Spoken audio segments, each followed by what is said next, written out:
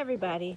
So I'm outside, I'm in the garden, and I've been kind of disappointed with everything that came out of our garden. We didn't really get a lot. I barely got any summer squash. I have one tiny one growing, I hope. These two plants here, they both died. My winter squash over here, that looks no good. I've got a beautiful blossom, and oh, thank goodness, yay! I have two baby squash. All right, hallelujah. But it's September 20th.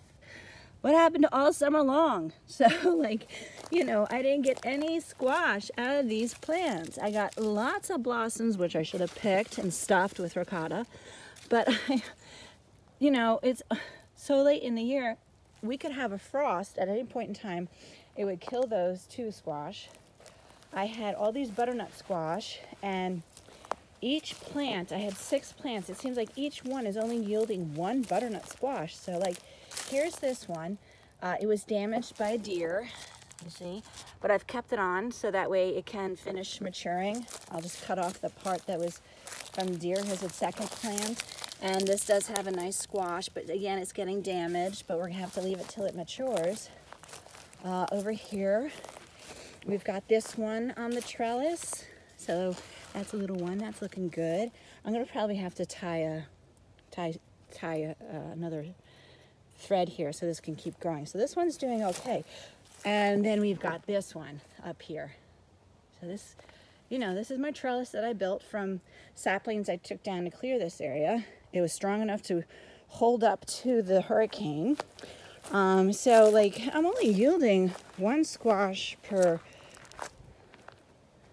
plant. You know, I would have thought I would have had a lot more. So, basically, my opinion is that this soil is not very good.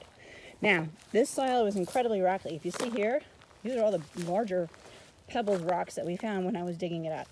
I also found a lot of glass, broken glass. I don't know what happened over here, but there was quite a few pieces of broken glass. And I mean, if you look right here, here's a piece of broken terracotta. So it makes me wonder, like, you know, what was happening? Everybody was just dumping stuff over here as time went by, and it got grown over and nobody noticed. Like, here's a little piece of plastic. So anyhow, this whole area has been overgrown for years, completely overgrown. All right, nobody's really used this area in a very long time. So my opinion is obviously the soil is not doing so well. In what sense? It doesn't have any nutrients. I spent a lot of money buying mulch. There's a bag of mulch still I haven't finished using, but I did buy a lot of mulch, and I bought a lot of potting soil, garden soil, and it doesn't have enough nutrients. So I've been wanting to do this, and that's my compost bin. Now, I do have this huge pile over here for composting. These are all like there's a lot of big branches here because that was from the hurricane. But if you notice down here, we've got some soil plants. There's a rotten tomato and leaves. So this is basically where we've been throwing everything. But because it's filled with large branches and everything, we don't really get much compost out of it because this will take years to degrade. So I want a dedicated compost bin that I can put leaves in and our vegetable scraps. So that way I have really nutrient-rich soil to use for next year. And I can even put them into the planters. So the reason I got these two big planters was I was at Walmart and they were on sale. So I was like, oh my goodness, let's get these. These are originally $22.94 and they were for $4 each. So that's a huge savings. So I just lucked out. It was the end of the summer stuff that they were getting rid of. And so originally it was $22.94. I got them for $4 each.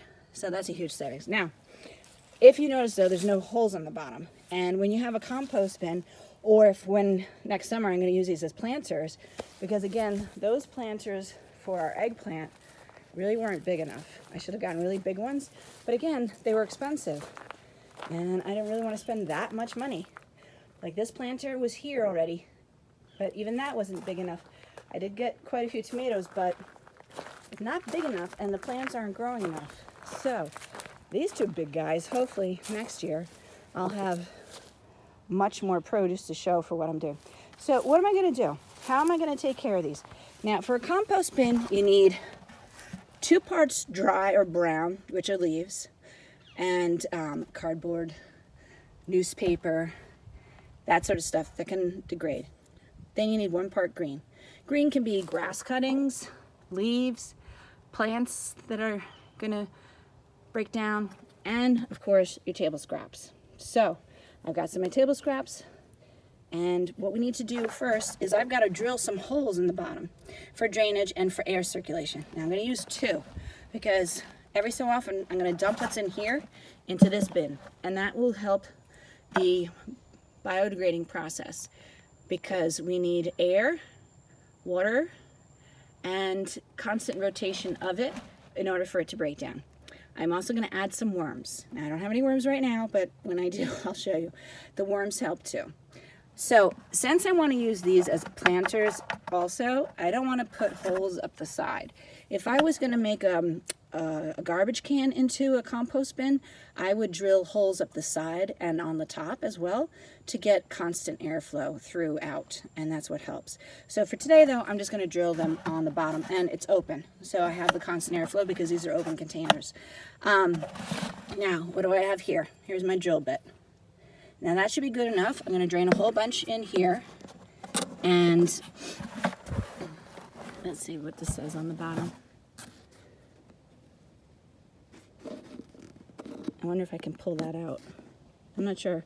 Yeah, remove plug for drainage. So I'm going to remove that plug, and then I'm going to drill holes around. And I've got my handy drill.